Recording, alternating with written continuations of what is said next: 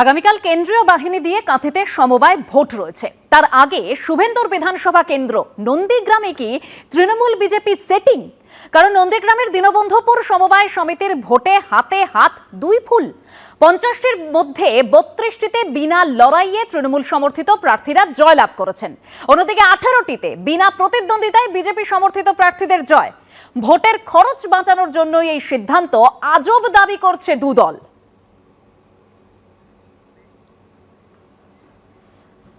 দীনবন্ধুপুর সমবায় সমিতি নির্বাচন আগামী 5ই জানুয়ারি 2025।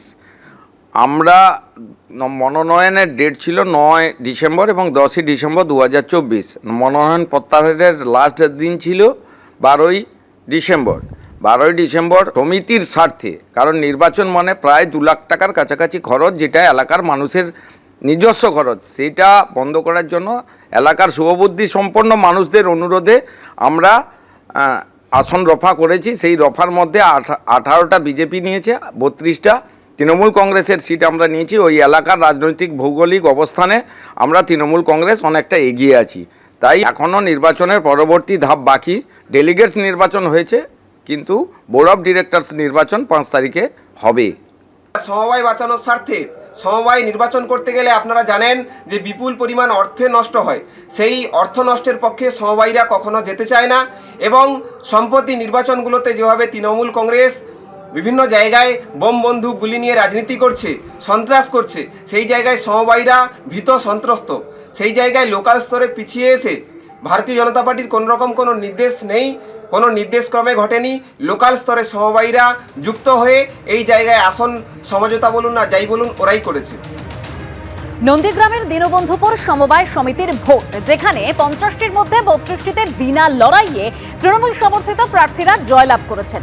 অন্যদিকে বাকি 18টিতে বিনা প্রতিদ্বন্দ্বিতায় বিজেপি সমর্থিত প্রার্থীরা জয়লাভ করেছেন।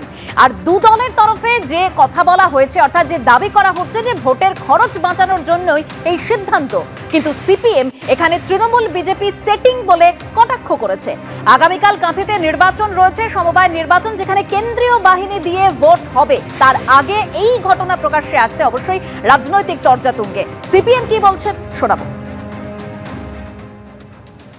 আমরা যে কথাটা বারে বারে বলছি, নন্দীগ্রামে তৃণমূল বিজেপি একে অপরের সঙ্গে তলায় তলায় বোঝাপড়া করে চলছে। যতই বিজেপি তৃণমূলের বিরুদ্ধে গলা ফাটাক বা তৃণমূল বিজেপির বিরুদ্ধে গলা ফাটাক, এরা কিন্তু একে অপরের সঙ্গে বোঝাপড়া করে চলছে। আজকে দেখুন বিগত দিনের অভিজ্ঞতা, যে নন্দীগ্রামে পঞ্চায়েত নির্বাচনের সময় মোহাম্মদপুর গ্রাম পঞ্চায়েতে তৃণমূল বিজেপি একে অপরের সঙ্গে বোঝাপড়া করে সেখানে বোর্ড গঠন করলো। আর আজকে দীনবন্ধুপুর সমবায় সমিতিতে একই ঘটনা, বিরোধীরা অন্য কেউ যাতে আর প্রতিদ্বন্দ্বিতা করতে না পারে সেই জন্য তৃণমূল বিজেপি শির সমঝোতা করে নিয়ে ওখানে নির্বাচনটাই করতে দিল না। অর্থাৎ শুভেন্দু অধিকারী পূর্ব মেদিনীপুর জেলাতে একদিকে প্রকাশ্যে বিজেপি পরিচালনা করছে আর গোপনে তৃণমূল পরিচালনা করছে, তার প্রতিফলন হচ্ছে নন্দীগ্রামের এই ঘটনা।